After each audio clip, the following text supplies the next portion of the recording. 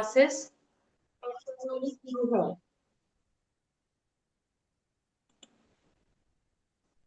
आप सभी लोगों का हमारे आज के इस ज्ञान सत्र में मैं डॉक्टर प्रियंका बहुत बहुत स्वागत करती हूँ, है ना। सबसे पहले तो आपका ही बहुत धन्यवाद कि आपका ये कीमती समय निकालकर आपने मेरे लिए या मेरे संकल्प के साथ जोड़ने के लिए सोचा है ना। श्री हरि ज्ञान गंगा का आज तीसरा सत्र है ना। जैसे हमने कुछ सत्र शुरू किए हैं उसमें से आज तीसरा दिन है। खुद को म्यूट कर प्लीज। तीसरे ज्ञान सत्र में मैं फिर से एक बार आपका मतलब बहुत बहुत हृदय से स्वागत करती हूँ। सबसे पहले आप लोगों का धन्यवाद, और जो प्रतिदिन आपका समय निकालकर आप अपनी यात्रा शुरू कर रहे हैं। हमारा उद्देश्य जो है कि केवल ज्ञान देना नहीं, हमारा उद्देश्य है कि भारत एक प्रत्येक परिवार आयुर्वेद से जुड़े, समझे, अपनाए और अपना स्वास्थ्य जीवन बनाने के लिए वो शुरू करे।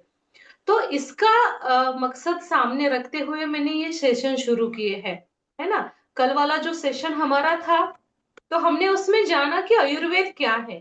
क्या है आयुर्वेद? क्या आयुर्वेद केवल दवा होती है ना। हमने समझा, लोगों के समझ में यही आता है कि आयुर्वेद यानी कि जड़ी बूटी है, वनौषधि है। लेकिन आयुर्वेद यानी कि हमारा संपूर्ण जीवन, स्वास्थ्य से स्वास्थ्य रक्षणम। कभी भी भूलना नहीं, आयुर्वेद के दो प्रयोजन हमेशा अपने दिमाग में रखने हैं, अपने नजरों के सामने उसको रखना है। मैंने तो शुरुआत में एक चार्ट बनाकर ही डाला था, स्वस्थ से स्वस्थ रक्षणम आतुरस्य प्रकारश। ये बहुत इंपॉर्टेंट है आज के जमाने में आयुर्वेद को फॉलो करना। मेरा मकसद है कि हर रोज जो 30 मिनट मिलते हैं तो उसमें से हम अपने आयुर्वेद के नजदीक लोगों को लेकर जाइए, है ना। बाकी तो हमारे मतलब कामकाज चलते रहते हैं, लेकिन सही जानकारी लोगों के पास मिलना चाहिए। तो आयुर्वेद ही संपूर्ण जीवन है, और जीवन जीने का सही विज्ञान ही आयुर्वेद है। ये कल के सेशन में हमने जाना है ना। आयुर्वेद में हमें केवल रोग का उपचार करना नहीं सिखाया जाता है, बल्कि यही सिखाया जाता है कि आयुर्वेद संपूर्ण जीवन को एक विज्ञान मानता है। आयुर्वेद हमें अपने शास्त्रों में वर्णित जो अलग अलग फॉर्मुलेशन, अलग अलग प्रकार के जो डिसीज के बारे में उनकी संकल्पना अलग है, लेकिन सारी जो सब हम उसका निष्कर्ष निकालते हैं वही एक ही है। बल्कि सिखाता है कि रोग हमारे पास किस प्रकार से आए ही नहीं, ऐसे रोग जीवन कैसे जिया जाए, है ना। आयुर्वेद जीवन एक विज्ञान था, विज्ञान है, और उसे हमें अपनाना है। तो जीवन या बिना हमें कुछ शरीर को देखे बिना या परखे बिना हम उसके साथ कैसे जोड़ सकते हैं? या क्या केवल हड्डियों से ही इसका संबंध आता है? ये केवल रक्त से, मांस से इसका संबंध आ जाता है। इसके पीछे बहुत बड़ा गहरा विज्ञान है, और विज्ञान है तब भी आयुर्वेद की उपयोगिता आज सालों साल सिद्ध हुई है। जैसे फॉर एग्जाम्पल कई सारे जैसे कुछ कंडीशन है, कुछ समस्या है, तो वहां पर आयुर्वेद ने अपना रिजल्ट दिखाया है। बहुत बड़ा आयुर्वेद है, और आज आयुर्वेद को विज्ञान है, विज्ञान ने भी आयुर्वेद को फॉलो किया है। जैसे आगे के सत्र कंटिन्यू आप लोग ज्वाइन करेंगे ना, तो आपको पता चल जाएगा कि आयुर्वेद क्या करता है, कैसे होता है, क्या होता है। और आज का जो विषय हम यहाँ पर ले रहे हैं, तो आज का विषय है पंच महाभूत, जिसका संबंध हमारे आयुर्वेद में, शास्त्रों में और अलग अलग ग्रंथों में अपने ऋषि मुनियों ने उसको अलग प्रकार से वर्णित किया हुआ है। पंच महाभूत, हमारा जो शरीर बना हुआ है, ये पंच महाभूतों से बना है। ये सेशन के बारे में या इसके बारे में जानना आज बहुत जरूरी है, क्योंकि लोगों को पता होना चाहिए हमारे शरीर में, हमारे प्रकृति में कौन से बदलाव होते हैं, वो बदलाव किस प्रकार से होते हैं। तो दोस्तों, आज हम अपने पंच महाभूत को समझेंगे, है ना। पंच महाभूत मतलब आगे जो त्रिदोष है, प्रकृति है, अग्नि है, धातु है, मल है, तो इसके बारे में या इन सभी विषय को समझने के लिए ये बहुत आसान होता है। अगर आप लोगों को पूरी तरह से पंच महाभूत समझ में आ जाता है, तो बाकी के हर एक विषय के ऊपर, हर एक टॉपिक के ऊपर आपको समझना चाहिए। इसलिए आज हम विषय आयुर्वेद में सबसे मजबूती कुछ चीजें हम आपको बताने वाले हैं, कुछ लाइव भी दिखाने वाले हैं। ठीक है। सबसे पहले तो आप लोगों के लिए एक छोटा सा प्रश्न पूछना चाहती हूँ। आप चैट बॉक्स में उसे लिख सकते हैं। अपने मन में अपना उत्तर सोचना है, उसको जानना है। यही पृथ्वी तत्व किससे बनती है? यह पृथ्वी तत्व जो है वो किससे बनती है? मेरा प्रश्न है आपके लिए। थोड़ा सा चैट बॉक्स में डाल दीजिए। चैट बॉक्स में डाल दीजिए, 1 मिनट का समय है आपके लिए।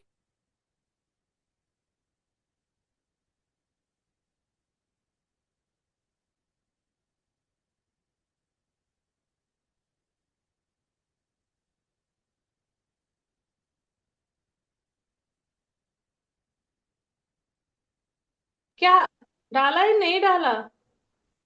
ठीक है। आपका जो भी कुछ आंसर रहेगा, है ना? ठीक है। चैट बॉक्स का यूज बहुत करना है, बहुत यूज करना है। एक भी आंसर आपने दिया नहीं है कि क्या डालना चाहिए, कैसे करना है, क्या करना है। ठीक है, सुन लीजिए मेरा, मैं बताती हूँ आपको, है ना? कुछ लोग कहते हैं मिट्टी। पृथ्वी, यह पृथ्वी किससे बनी है? सिंपल प्रश्न है मेरा। जो पृथ्वी है हमारे यहाँ पे, हम कहाँ पे रहते हो, तो ये किससे बनी है? कुछ लोग कहते हैं मिट्टी, पानी, हवा, आग, आकाश, है ना? बिल्कुल सही है। बिल्कुल सही। अगर आपने नहीं बताया, लेकिन आप में से लोगों के कुछ दिमाग में तो आया होगा ना। हाँ, पृथ्वी किससे बनी है? जैसे हवा, पानी, मिट्टी, आकाश, है ना? अब ठीक है, इसको भी छोड़ दीजिए आप। बिल्कुल सही है, आपने ये जो बोला है या मन में आपने जो लिया है वो बिल्कुल सही है। अब हमारा मतलब मेरा दूसरा प्रश्न है कि क्या हम अपने शरीर में इन तत्वों से बना है? हमारा शरीर इन्हीं तत्वों से बना है क्या?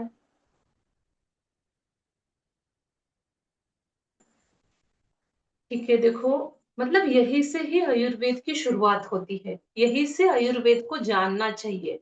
तो अब बारी आती है कि जो हमारा आज का जो टॉपिक है, पंच महाभूत क्या है। अब से पहला शब्द, आप इसमें पंच महाभूत का पहला जो शब्द है वो है पंच, दूसरा है महा, और तीसरा है भूत। पंच का मतलब होता है पांच। पंच का मतलब होता है पांच। महा का मतलब होता है मतलब या महान, है ना? सबसे बड़ा, सबसे स्ट्रॉन्ग। महा का मतलब होता है पूरी तरह से महान, सबसे बड़ा, सबसे मूल, सबसे शक्तिशाली, ये उसका मतलब होता है। और भूत का मतलब होता है एक तत्व, यानी सृष्टि के मूल निर्माण करने वाले तत्व। तो ये है पंचमहाभूत। इसको जानना बहुत जरूरी होता है। मतलब पंचमहाभूत का अर्थ हुआ सृष्टि के पांच मूल तत्व। कौन कौन से मूल तत्व है? पांच तत्व मैं आपको दिखाने वाली हूँ कि पृथ्वी के पांच तत्व कैसे है, कैसे उसको देखेंगे। लास्ट में प्रैक्टिकली हम आज का सेशन देखेंगे, है ना?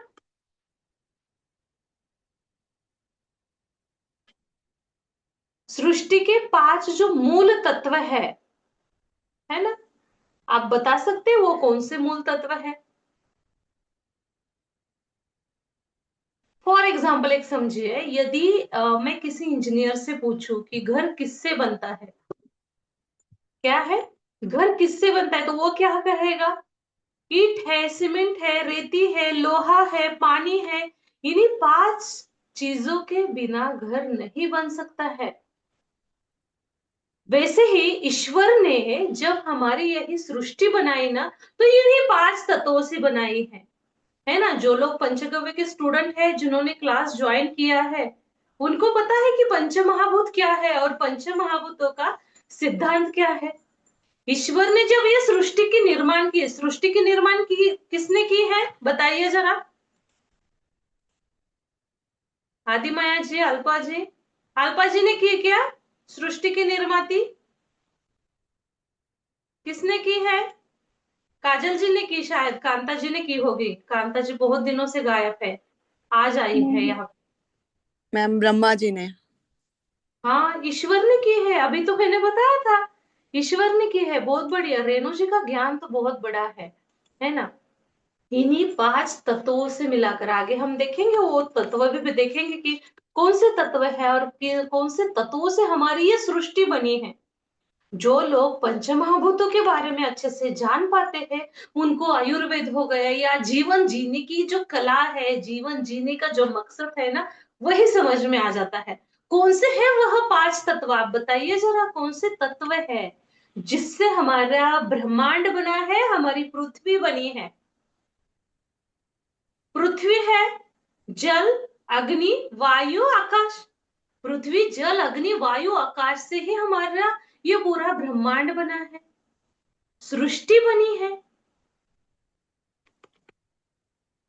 आयुर्वेद क्या कहता है ना, इसके बारे में आयुर्वेद क्या कहता है? आयुर्वेद कहता है जो बाहर है वही अंदर है। देखो कितना चमत्कार है ना।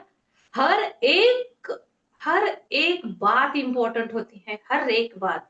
आप छोटे छोटे पॉइंट नोट डाउन कर लीजिए, ताकि आपको भी कभी कभी है ना, जैसे आपके कुछ कोर्सेस में, कुछ जगह पे आपका इसका इस्तेमाल हो सके। आयुर्वेद कहता है जो बाहर है वही अंदर है। देखो जैसे प्रकृति वैसा शरीर, समझ में आता है कुछ थोड़ा थोड़ा? जैसे प्रकृति वैसा शरीर। यदि बाहर पृथ्वी है तो शरीर में भी पृथ्वी है। अगर बाहर जल है तो शरीर में भी जल है। यदि बाहर अग्नि है तो शरीर में भी अग्नि है। यदि बाहर वायु है तो शरीर में भी वायु है। यदि बाहर आकाश है तो शरीर में भी आकाश है। खाली हमें पता होना चाहिए शरीर में ये जो 5 तत्व है, कौन सा तत्व कहाँ पे है। शरीर में कौन सा तत्व कहाँ पे है, मैं बाद में बताऊंगी आपको लास्ट में। पंच महाभूतों का सिद्धांत और उसका गहरा ज्ञान होना बहुत जरूरी है। पंचगव्य का सिद्धांत मैंने पंचगव्य के स्टूडेंट के लिए सिखाया था। उनको पता है पंचगव्य में, ये मेरा मेन टॉपिक ही है, पंचगव्य सिद्धांत।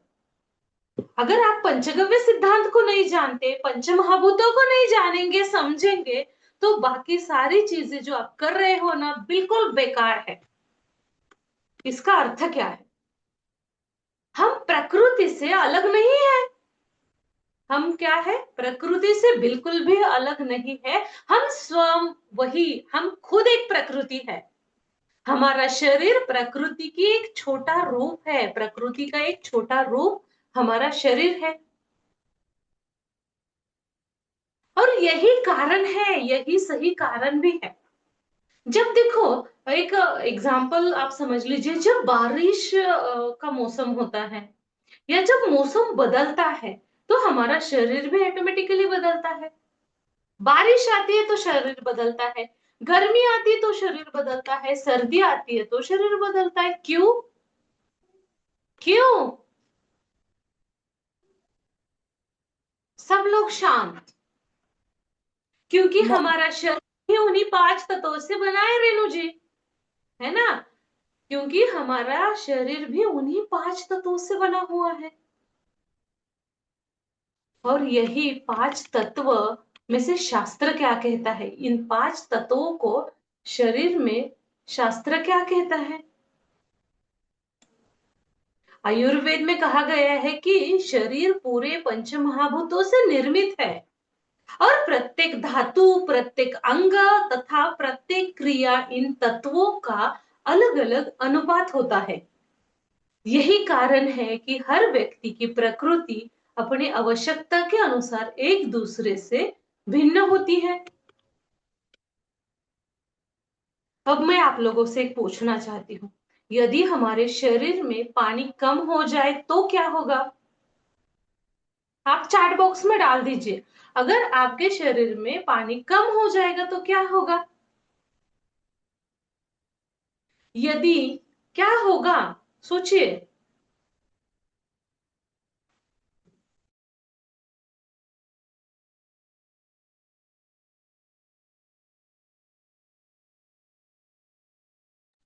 कमजोरी आ जाती है। क्या होता है? कमजोरी आ जाती है। हवा रुक जाए तो क्या होता है? जब हमारी हवा रुक जाती है तो क्या हो जाएगा? अरे आप खाली घूर घूर कर मुझे देख रहे हैं, अपना वीडियो तो आपने बंद किया हुआ है। अगर आप हवा आपकी रुक जाएगी तो क्या हो जाएगा? सांस लेना मुश्किल नहीं, पता नहीं चलेगा सांस बंद है या चालू, पूरा जीवन खत्म हो जाएगा। सांसें रुक जाएगी कांता जी, रुक नहीं जाएगी, पूरा जीवन ही खत्म हो जाएगा, है ना? ये हाँ समस्या जी। हो जाती। यदि अग्नि कम हो जाए तो क्या होगा? चैट बॉक्स में डालिए, अग्नि कम हो जाएगा तो क्या होगा? फटाफट चैट बॉक्स आप ज्यादा यूज करिए, टाइपिंग फास्ट करिए।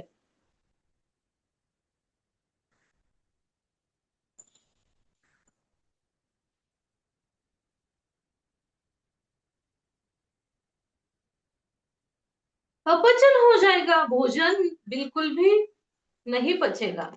यही पंच महाभूत है। दिवा-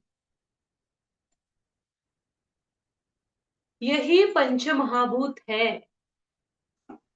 मतलब देखो, शरीर में जो पांच तत्व है, पृथ्वी, अग्नि, वायु, आकाश, ये सारे के सारे इंपॉर्टेंट है। पांच भी तत्वों में से अगर किसी एक तत्व में बिगाड़ हो जाता है ना, किसी एक तत्व में अगर बिगाड़ होता है, शरीर में जो वायु में बिगाड़ होता है तो भी समस्या आती है, जल में बिगड़ा हो जाता है, मतलब कौन से भी तत्व में अगर बिगाड़ हो जाता है जो पंच महाभूतों से संबंधित है, तो उसका परिणाम दूसरे ऑर्गन्स के ऊपर होता है, मतलब शरीर में बिगड़ा हो जाता है। और इसी तत्वों का अगर हम बैलेंस करेंगे, पंच महाभूतों का पूरी तरह से हम बैलेंस करेंगे, समतोल में रखेंगे, तो हमारा जो शरीर है ये स्ट्रांग रहेगा, अच्छा रहेगा। खाली आयुर्वेद ये नहीं होता कि जड़ी बूटी का यूज किया तो आयुर्वेद हो गया। शरीर के सिद्धांत को जानना जरूरी है। पंचगव्य, पंच तत्व, पंच महाभूत, इन्हीं तत्वों को जो हमारे शरीर में जो शामिल है, तो उसको जानना जरूरी होता है। इजी तो बहुत सारा है, खाली हम उतना दिमाग नहीं लगाते हैं। बहुत इजी है, इतना अध्ययन करना, इसको समझना बहुत इजी है। बहुत बहुत इजी, मतलब क्या, इतना इजी है ना, आप सोचिए भी। जैसे जैसे हम हर रोज कुछ ना कुछ तो सीखेंगे ना, तो ही हमें इसके बारे में पता चलने वाला है। जैसे हम इसके बारे में बिल्कुल सोचेंगे नहीं तो हमें पता भी नहीं चलेगा कि इसका क्या है। मतलब आज हमने जो पंच महाभूतों को जाना, मतलब इतना तो समझ में आज आ गया कि ये जो पांच पंच महाभूत है ये कौन कौन से हैं, है ना? बल्कि पूरा आयुर्वेद इन्हीं पांच तत्वों पर आधारित है। आज लोग मार्केट में बहुत सारे केमिकल का इस्तेमाल कर रहे हैं, फल में, सब्जी में, हर जगह पे, कॉस्मेटिक में हो गया, फूड में हो गया, मेडिसिन में हो गया। आज बहुत सारे लोग क्या कर रहे हैं? केमिकल का इस्तेमाल कर रहे हैं।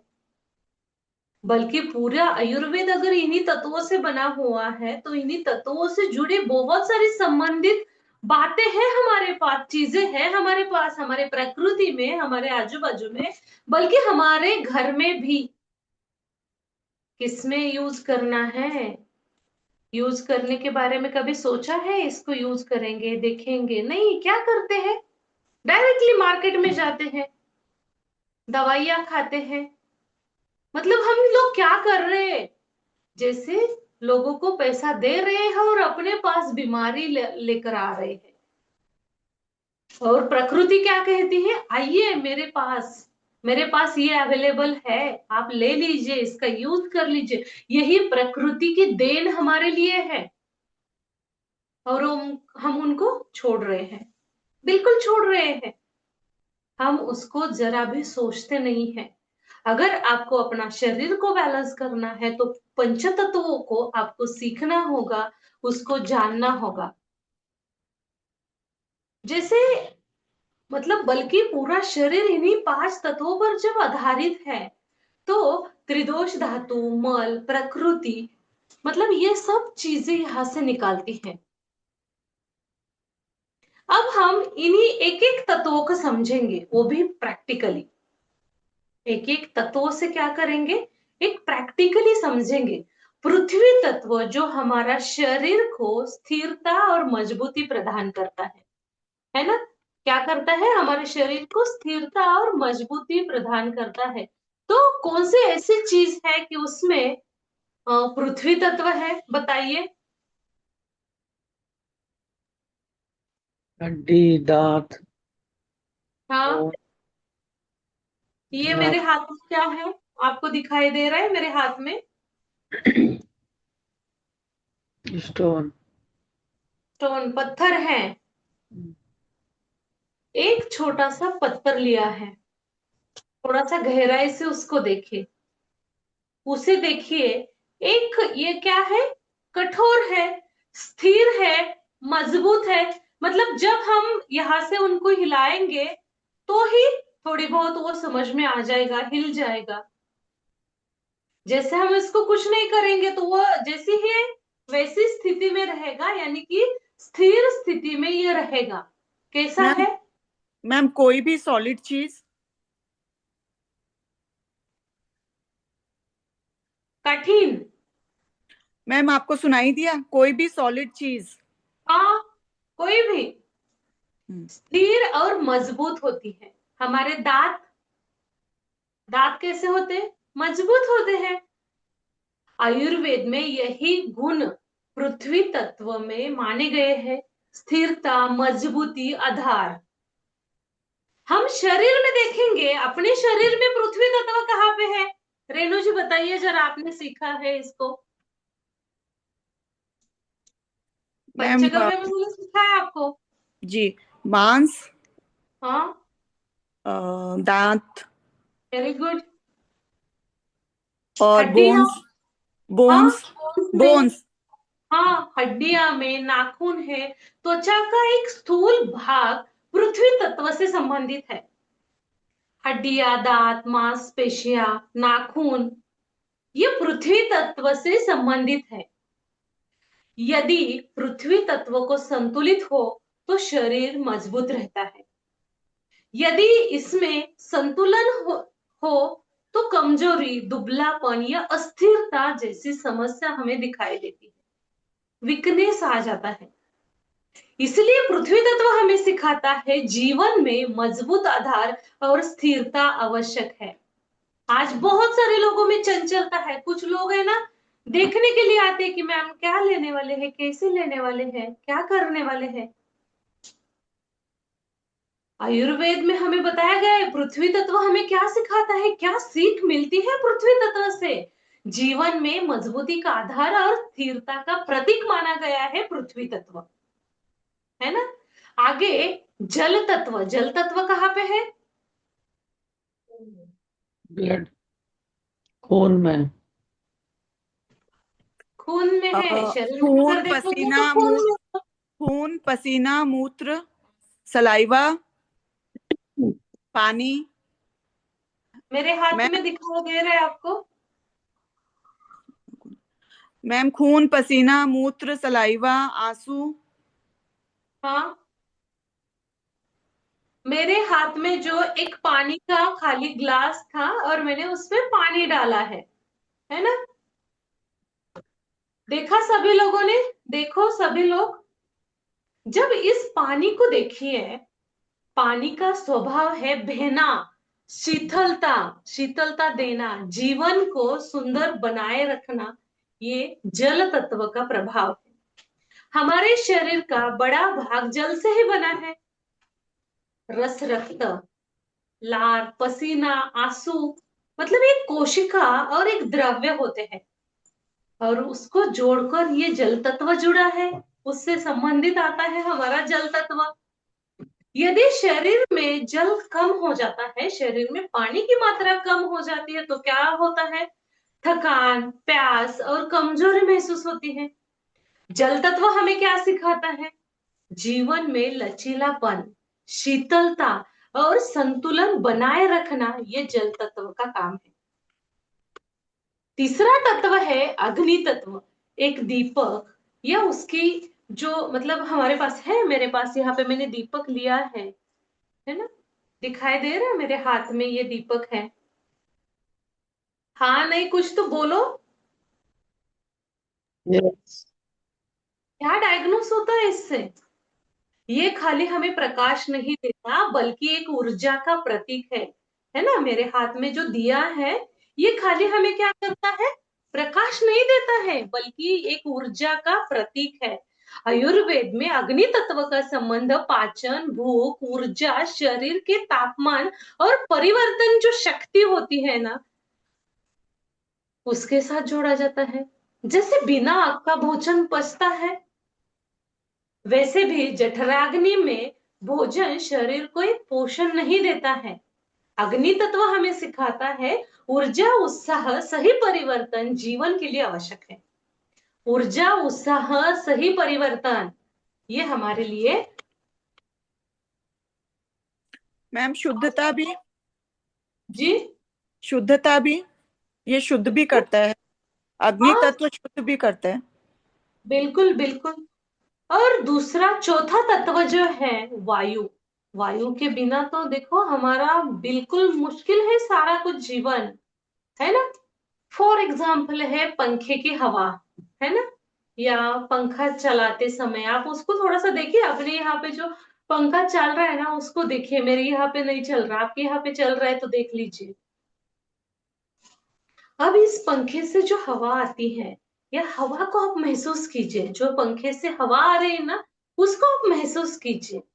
हवा दिखाई देती है? नहीं, है ना? हवा क्या होती है? बिल्कुल दिखाई नहीं देती, लेकिन उसका प्रभाव तुरंत महसूस हो जाता है। इसी प्रकार को वायु तत्व हमारे शरीर में सांस लेने में, चलने में, बोलने में, शरीर की गति और विचारों की गति से जुड़ा माना जाता है। यदि वायु का संतुलन बिगाड़ जाए तो शरीर में, मन में, दोनों पर यह प्रभावित हो सकता है। वायु तत्व हमें सिखाता है जीवन की गति आवश्यक है, लेकिन संतुलन गति होनी चाहिए। जीवन में गति आवश्यक है, लेकिन संतुलित गति, ध्यान में रखिए, बहुत इंपॉर्टेंट चीज है ये। और लास्ट में एक तत्व आता है आकाश तत्व। आकाश तत्व खाली जगह में होता है। देखो मेरे पास एक कटोरी दिख रही है आपको, ये एक बाउल दिख रहा है, ये क्या है? खाली कटोरी है। समझ में आ रहा है? इसमें भी आकाश तत्व है। अपने शरीर में भी आकाश तत्व है, कहाँ कहाँ पर है मैं बताऊंगी आपको।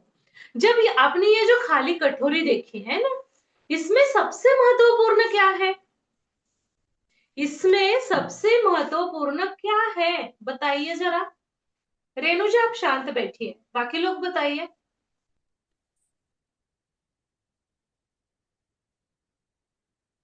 अरे भाई, इसमें जो खाली जगह है, ये स्थान आपने देखा? यही है, इसमें क्या है? खाली जगह है। कटोरी में खाली जगह है, पूरी खाली है, भरा हुई है नहीं है। यदि इसमें जगह न हो तो इसमें कुछ भी नहीं रखा जा सकता। इसी प्रकार हमारे शरीर में भी, मुख में, नाक में, कान में, अपने रक्त वाहिनियों में और अन्य नलिकाओं में भी खाली स्थान है, यानी कि आकाश तत्व है। सभी स्थान आवश्यक है। आकाश तत्व हमें विस्तार, खुलापन और स्वीकार करने की क्षमता का संदेश देता है। कान में देखो, हम सुन लेते हैं ना, सारा कुछ हम सुन लेते हैं, या कुछ लोगों को सुनाई नहीं देता। जैसे मैं आपको बात कर रही हूं, तो आपका जो आकाश तत्व अगर जागृत है तो ही आपको सुनाई देगा।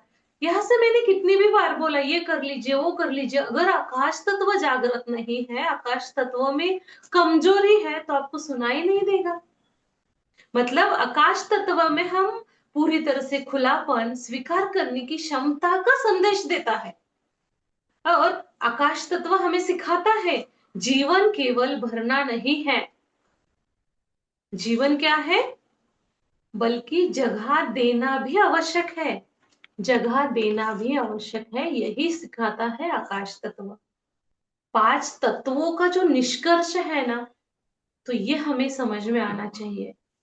मैम, ये 5 तत्व, एक मिनट, ये 5 तत्व साधारण वस्तु, केवल अपनी जो आसपास, जो अपने शरीर से, प्रकृति से जो मूल तत्वों से बने हैं ना, उसमें होते हैं। जब इन्हीं 5 तत्वों को हम संतुलित रखते हैं तो स्वास्थ्य बनाए रखने में मदद होती है।